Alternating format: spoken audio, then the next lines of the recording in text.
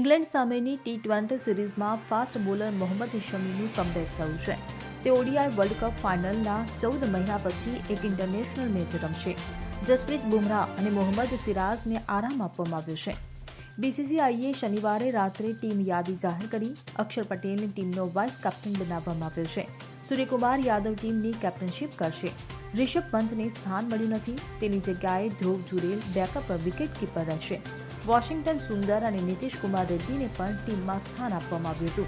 T20 શ્રેણીની પહેલી match 22 જાન્યુઆરીએ રમાશે. 3 વન-ડે મેચની સિરીઝ 6 ફેબ્રુઆરીથી શરૂ થશે. ઓડીઆઈ સિરીઝ અને ચેમ્પિયન્સ ટ્રોફી માટેની ટીમની જાહેરાત કરવામાં આવી નથી. Bureau report CN24 news. હવે જુઓ દેશ દુનિયાની તમામ ખબરો તમારી આંગળીના ટેરવે. ઉઠાવો મોબાઈલ અને ગૂગલ પ્લે સ્ટોર પરથી ડાઉનલોડ કરો અમારી CN24 ન્યૂઝ મોબાઈલ એપ.